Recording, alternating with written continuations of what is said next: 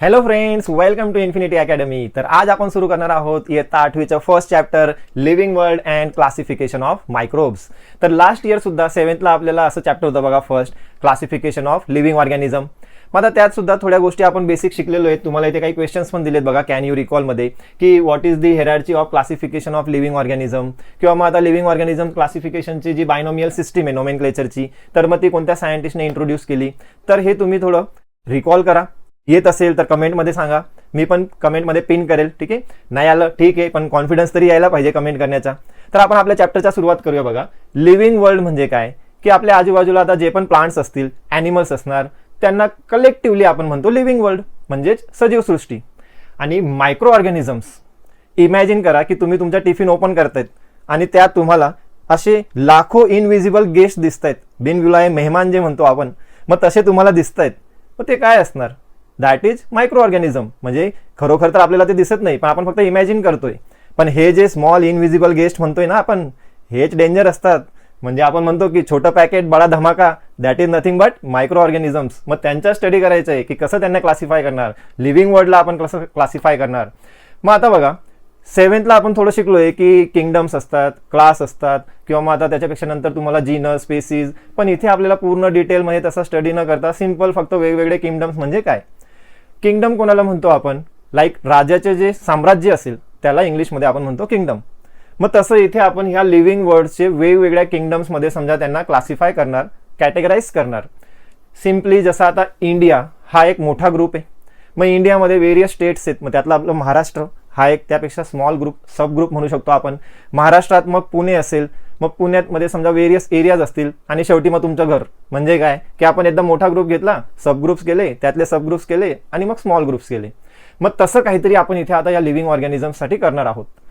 Basically त्याची गरज का आहे पहिले ते समजून घ्या. की 2011मध्ये जो डेटा कलेक्ट केला गेला, स्टडी केली गेली, according to that study there are 87 million different species. 87 millions म्हणतोय, 1 मिलियन म्हणजे जवळपास 10 लाख. मग 87 मिलियन एवढे जर डिफरंट टाईप्सचे स्पेसीज आहेत, प्रजाती आहेत, मग त्यांचा जर स्टडी आपल्याला करायचा असेल, आता एवढ्या मिलियन्स ऑफ स्पेसीजला तुम्ही नुसतं अटेंडन्स घेत गेले तरी आयुष्यभर आपण ती अटेंडन्स घेऊ शकणार नाही, एवढा वेळ लागेल. आणि त्यांचा स्टडी इम्पॉसिबल आहे. आपला ब्रेन तर म्हणेल भाई क्विट, मी नाही करू शकत आहे, जा तुम्ही. ठीक आहे, म्हणजे मग आपल्याला त्याचा स्टडी करण्यासाठी त्यांना क्लासिफाय करावं लागेल. फॉर एक्झाम्पल, तुमच्या स्कूलमध्ये आता 8th स्टँडर्डचे 1000 मुलं असतील, पण मग स्कूलमध्ये काय केले, 8A, 8B, 8C असे तुमचे डिव्हिजन्स करून घेतले. मग हे डिव्हिजन्स म्हणजेच काय की तुमच्या 8th स्टँडर्डच्या मुलांमध्येच हे एक प्रकारचं क्लासिफिकेशन आहे.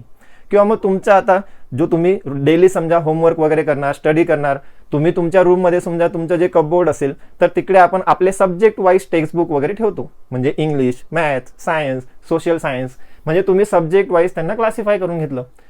इन सिम्पल वर्ड्स, क्लासिफिकेशन का करतो आपण? तर गोष्टी सिंपल होण्यासाठी. मग आता एवढ्या 87 मिलियन्सला आपल्याला जर क्लासिफाय करायचे, तर मग आपल्याला तिथे त्यांना क्लासिफिकेशन कसं करायचं, कोणत्या बेसिसवर करायचं, हा विचार करायला लागेल. मग आता असे बरेच सायंटिस्ट आले की ज्यांनी हा ट्राय केला. मग त्याबद्दल थोडी हिस्ट्री आपल्याला दिली आहे. लाईक सगळ्यात आधी कार्ल लिनस होते, की यांनी ओनली 2 ग्रुप्समध्ये त्यांना डिवाइड केलं. पहिलं होतं व्हेजिटेबिलिया आणि सेकंड ॲनिमेलिया. व्हेरी सिम्पल, 2च ग्रुप्स. ओके, त्यानंतर मग नेक्स्ट आले हेकल, की त्यांनी 3 ग्रुप्स बनवले. मग त्यात kingdom protista, plants and Animalia, म्हणजे मग थोडं अपडेटेड व्हर्जन आलं असं समजा. आणि मग त्यानंतर थोडे अजून दुसरे पण सायंटिस्ट होते, कोपलँड, कॅटन वगैरे, की त्यांनी 3 किंवा त्यापेक्षा जास्त ग्रुप्स बनवले. आणि फायनली मग आपल्याला जे आता लेटेस्ट व्हर्जन मिळालंय बघा त्याचं, that is given by R.H. Whitaker, की त्यांनी आता हे 5 किंगडम क्लासिफिकेशन आपल्याला दिलंय. की त्यात आता कोणकोणते किंगडम्स आहेत मग ते आपण बघूया. आता सुरुवातीला तुम्हाला चॅप्टरच्या इथे बघा बायोडायव्हर्सिटी हा वर्ड दिसेल. मग आता बायोडायव्हर्सिटी म्हणजे काय, की आपल्या आजूबाजूला तुम्ही वेगवेगळ्या जिओग्राफिकल लोकेशन्सवर जाऊन बघा, तुम्हाला वेगवेगळे प्लांट्स अँड ॲनिमल्स दिसतील. मग आता हे जे आहे की different types of plants, different types of animals, त्यांनाच आपण म्हणतो बायोडायव्हर्सिटी. मग तेच तुमचे 87 मिलियन्स आहेत आणि त्यांना आपण क्लासिफाय करतोय.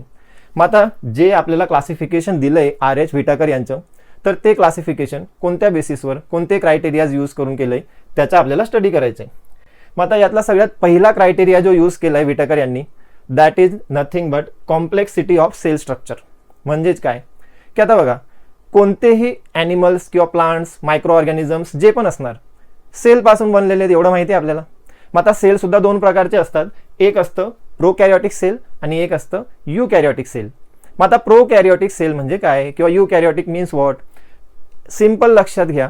याचा डिफरन्स आपल्याला नंतर डिटेलमध्ये येईल, पण आता आपण आपल्या अंडरस्टँडिंगसाठी फक्त सिम्पली लक्षात ठेवूया की जर न्यूक्लियर मेम्ब्रेन प्रेझेंट असेल, that means if true nucleus is present, तर त्याला म्हणणार युकॅरियोटिक सेल. अँड जर समजा ट्रू न्यूक्लियस ॲबसेंट असेल, न्यूक्लियर मेम्ब्रेन नसणार, न्यूक्लियस नसेल, तर मग त्याला म्हणणार प्रोकॅरियोटिक सेल. म्हणजे हे दोन टाईप्स आहेत. मग आता आपण कॅटेगराईज करतोय म्हणजे काय की जे लिव्हिंग ऑर्गॅनिझम्स प्रोकॅरियोटिक सेल पासून बनलेले असतील तो एक वेगळा ग्रुप असणार, आणि जे युकॅरियोटिक पासून बनलेले असतील तो एक वेगळा ग्रुप असेल. ठीक आहे. म्हणजे आता हा एक लार्ज ग्रुप आहे, जसं तुम्हाला मगाशी बोललो की इंडिया, मग महाराष्ट्र, मग पुणे, मग तसे आपण ह्या 87 मिलियन्सला आता हळूहळू ग्रुप्समध्ये डिवाइड करतोय. जसं आता आपला एखादा फॅमिली व्हॉट्सअप ग्रुप असेल, मग त्यात सगळ्याच प्रकारचे असणार, कोणी टॉक्सिक असेल, कोणी सायलेंट असणार, कोणी ओव्हर ॲक्टिव्ह असेल. मग तसे हे ॲनिमल्स, प्लांट सुद्धा वेगवेगळ्या प्रकारचे, आपण त्यांना आता त्यांच्या सिमिलॅरिटीज आणि डिफरन्सेस यानुसार क्लासिफाय करतोय. मग पहिला क्रायटेरिया यूज केला complexity of cell structure, prokaryotic or eukaryotic. मग आता सेकंड यूज केलेलं आहे कॉम्प्लेक्सिटी ऑफ ऑर्गॅनिझम. मग आता कॉम्प्लेक्सिटी ऑफ ऑर्गॅनिझममध्ये युनिसेल्युलर आहे की मल्टीसेल्युलर आहे. आता हे आपल्याला ऑलरेडी माहिती, शिकलोय आपण 7th पर्यंत. युनिसेल्युलर म्हणजे काय, जे सिंगल एका सेलपासून बनलेले असणार, लाईक अमिबा असेल, पॅरामिशियम असणार. किंवा मग मल्टीसेल्युलर मीन्स जसे आपण आहोत किंवा आपल्या आजूबाजूला आपण जे दुसरे प्लांट्स वगैरे बघतो किंवा ॲनिमल्स बघतो, ऑल आर मल्टीसेल्युलर.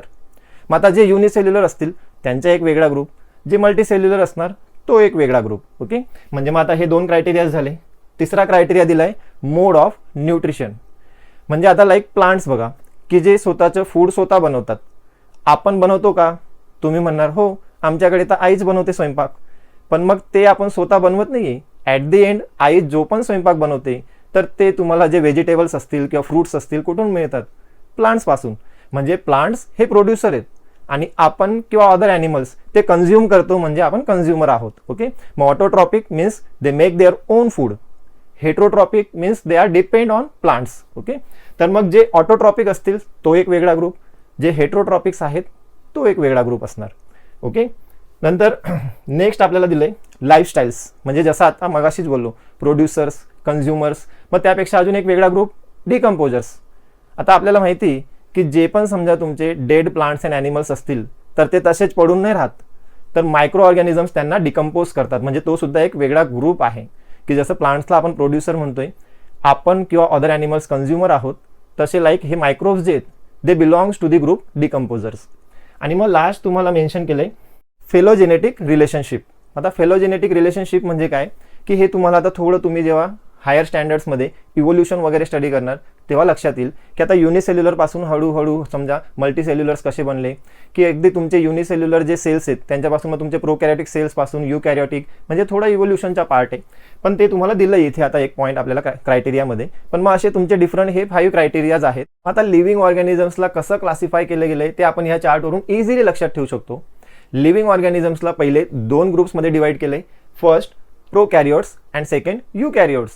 मग आताच तुम्हाला बोललो प्रोकॅरियोट्स म्हणजे काय की ज्यांच्यामध्ये न्यूक्लियर मेम्ब्रेन किंवा न्यूक्लियस वगैरे ॲबसेंट असेल, ट्रू न्यूक्लियस, मग त्यांना आपण म्हणतोय प्रोकॅरियोट्स. मग prokaryotes generally unicellular organism form करतात, म्हणजे ज्यांच्यात एकच सेल असेल, एक पेशीय म्हणतो आपण. मग तो जो ग्रुप आहे त्याला नाव दिलं गेलंय kingdom 1 monera. Okay. Whereas eukaryotes म्हणजे काय मग, तर युकॅरियोट्स म्हणजे ज्यांच्यात ट्रू न्यूक्लियस प्रेझेंट आहे, अदर सेल ऑर्गॅनल्स वगैरे पण प्रेझेंट असतील, मग त्यांना आपण म्हणतो युकॅरियोट्स. बट युकॅरियोट्स हे युनिसेल्युलर ऑर्गॅनिझम पण फॉर्म करू शकतात आणि मल्टीसेल्युलर पण फॉर्म करू शकतात. मग आता युनिसेल्युलर आणि युकॅरियोटिक सेलपासून बनलेले जे पण लिव्हिंग ऑर्गॅनिझम्स असतील त्यांचा एक ग्रुप, त्याला नाव दिलंय किंगडम 2 प्रोटिस्टा. मग आता यांच्याबद्दल आपण डिस्कस करूया नंतर. मग युकॅरियोट्स आणि मल्टीसेल्युलर जे असतील, मग आता मल्टीसेल्युलर तुम्हीच बघा आपल्या आजूबाजूला भरपूर डिफरंट प्रकारचे तुम्हाला मल्टीसेल्युलर दिसणार. ह्युमन बिंग्सच नाही, डॉग, कॅट, लायन, टायगर किंवा व्हेरियस प्लांट्स, ट्रीज जे म्हणतो आपण, सगळे मल्टीसेल्युलर आहेत. मग सगळ्यांनाच एका ग्रुपमध्ये तर नाही ठेवता येणार ना आपल्याला, म्हणून मग आपण मल्टीसेल्युलरला परत कॅटेगराईज केलंय. मग आता मल्टीसेल्युलरमध्ये kingdom fungi, kingdom plantae, kingdom animalia असे हे 3 सबग्रुप्स आहेत.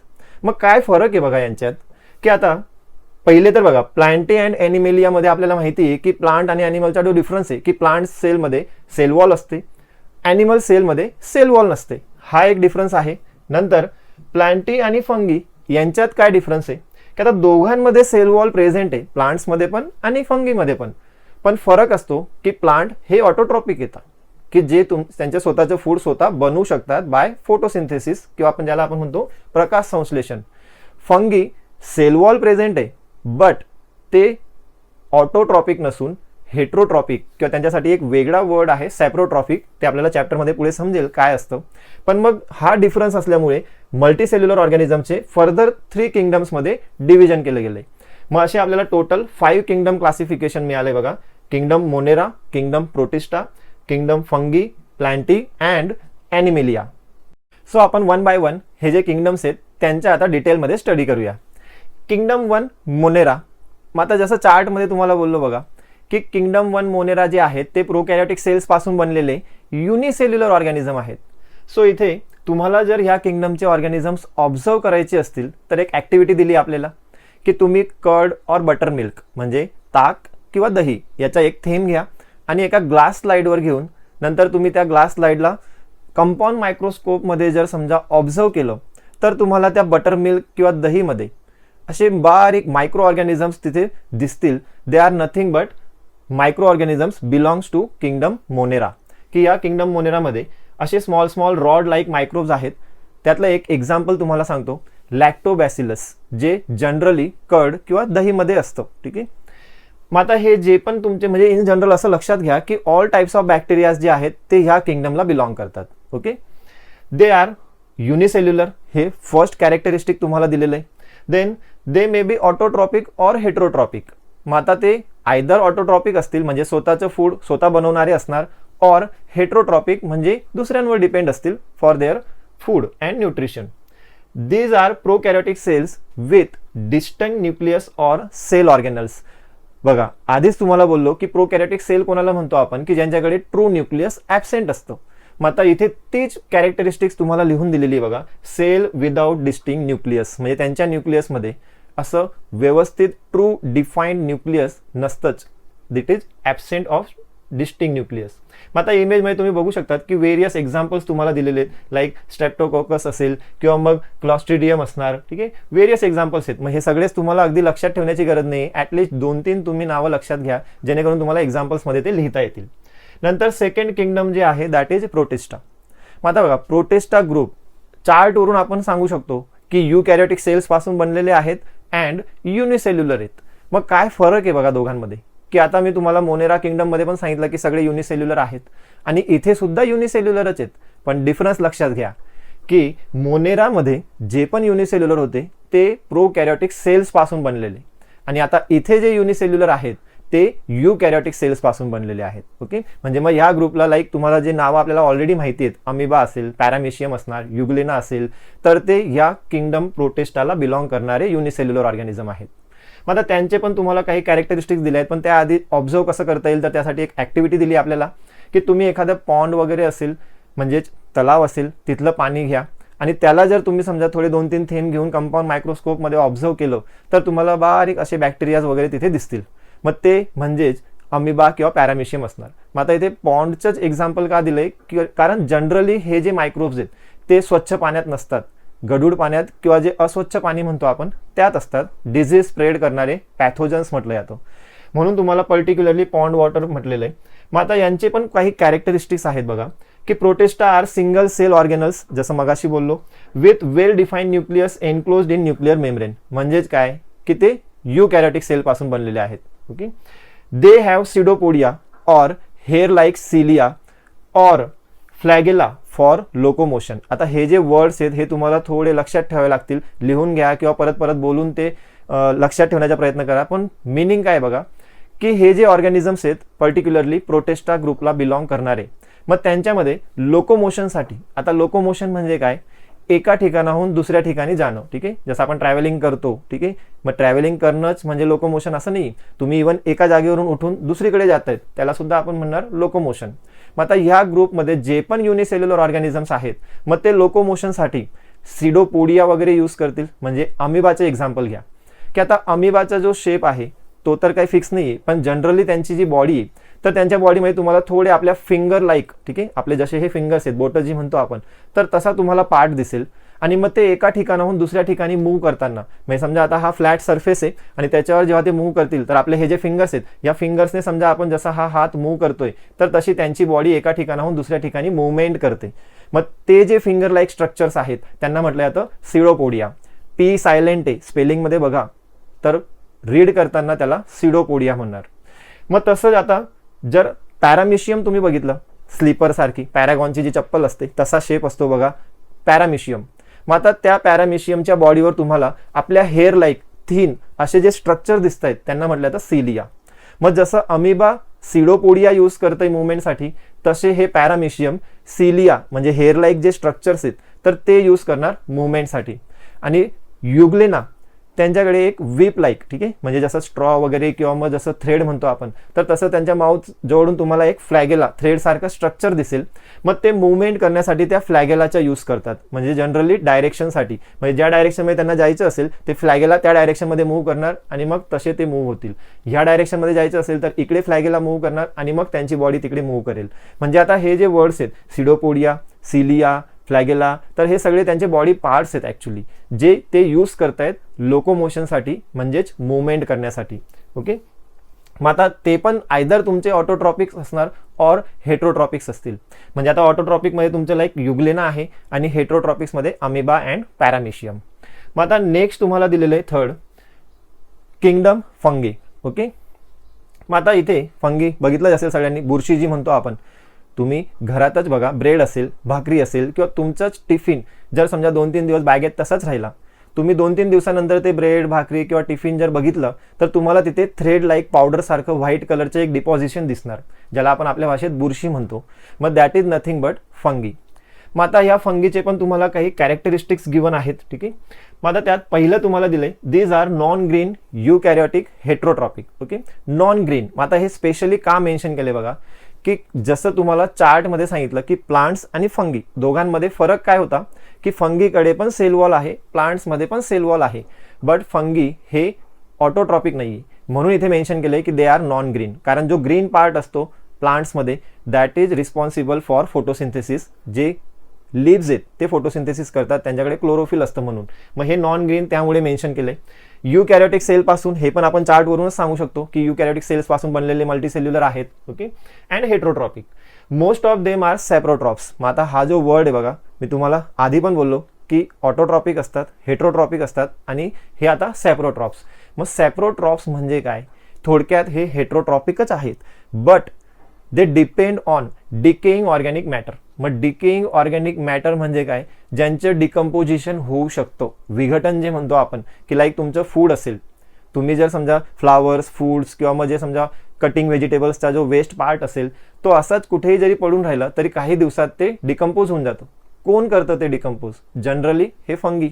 ओके, म्हणजे तसे जे मॅटर असतील त्यांना म्हटलं जातं डिकेइंग ऑर्गॅनिक मॅटर. मग हे जनरली त्यांच्या फूडसाठी तशा प्रकारच्या डिकेइंग ऑर्गॅनिक मॅटरवर डिपेंड असतात, म्हणून त्यांच्यासाठी एक स्पेशल वर्ड इथे दिलाय saprotrophs. Okay, their cell wall is made up of tough and complex sugar called as chitin. Spelling लक्षात घ्या, CHITIN लिहिलंय, चिटिन नाही येते, चायटिन वगैरे नाही म्हणायचं, काय कायटिन.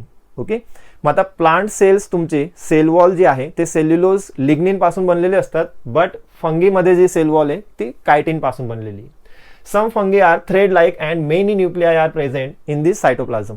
मग आता बऱ्याचशा फंगीजमध्ये एकतर त्यांचे जे बॉडी ती थ्रेड लाईक असणार आहे आणि मेनी न्यूक्लियाय प्रेझेंट म्हटले. जनरली आपल्याला माहिती आहे की एका सेलमध्ये एक न्यूक्लियस असतं, पण इथे असे पण समजा फंगीज आहेत की ज्यांच्या सेलमध्ये एकापेक्षा जास्त मल्टी न्यूक्लियाय म्हणतो आपण त्यांना. ओके, एक्झाम्पल्स तुम्हाला दिलेले आहेत लाईक बेकर सिस्ट, ॲस्परजिलस, पेनिसिलियम. मग आता हे बेकर सिस्ट जे आहे तर आपण घरात जो खाण्याचा सोडा म्हणतो मग त्यात हे बेकर सिस्ट असतं. म्हणजे तुम्ही म्हणणार आता बुरशी खातो आपण, मग सगळेच फंगस हे काही हार्मफुल नसतात. काही फंगस आहेत की जे हार्मफुल आहेत, काही तर बरेचसे युजफुल आहेत. म्हणजे नियर अबाउट जवळपास 1500 डिफरंट प्रकारचे फंगीज असतात. मग आपल्याला एकच माहिती बुरशी, बट ॲक्च्युली तसे 1500 different types of fungi present आहेत. मग त्यातलंच हे बेकर सिस्ट. आता ॲस्परजिलस जे आहे तर ते मका जे म्हणतो आपण, कॉर्न, तर त्याच्यावर हे फंगस असतं. नंतर पेनिसिलियम, हे तर जे आपण अँटीबायोटिक औषध मार्केटमध्ये मिळतात, डॉक्टर्स जे अँटीबायोटिक्स देतात, मग सगळ्यात फर्स्ट अँटीबायोटिक जे बनवलं गेलं आहे तर ते या फंगसपासून, त्याचं नाव आहे पेनिसिलियम, आणि मग त्याच्यावरनंच त्या औषधाला पण नाव दिलं गेलं आहे पेनिसिलियम. ठीक आहे, तुम्हाला येईल ते नंतर पेनिसिलिन, सॉरी. मग आता though many systems of classifications introduce after the Whittaker, his 5 kingdom classification is widely accepted, हे मेन्शन केले तुम्हाला. म्हणजे आता RH विटाकर यांची जी ही क्लासिफिकेशनची मेथड आहे, त्यांच्यानंतर पण बऱ्याचशा समजा सायंटिस्ट लोकांनी हे क्लासिफिकेशन केलं, बट ही बऱ्यापैकी लोकांची ॲक्सेप्टेड आहे, पॉप्युलर आहे, म्हणून आपल्याला सिलेबसमध्ये पण मग ही 5 किंगडम क्लासिफिकेशन मेथड दिलेली आहे. तर आतापर्यंत आपण kingdom Monera, protista and fungi यांचा स्टडी केला. किंगडम प्लॅन्टी अँड ॲनिमेलिया आपल्याला हायर स्टँडर्डमध्ये 9th and 10th मध्ये येईल. नेक्स्ट जो आपला टॉपिक आहे क्लासिफिकेशन ऑफ मायक्रोब्स, तर तो आपण नेक्स्ट व्हिडिओमध्ये बघूया. व्हिडिओची लिंक ऑलरेडी डिस्क्रिप्शन बॉक्समध्ये दिलेली आहे. व्हिडिओ आवडला असेल तर लाईक करा, आपल्या फ्रेंड्ससोबत नक्की शेअर करा अँड चॅनलला सबस्क्राईब करा. थँक्यू.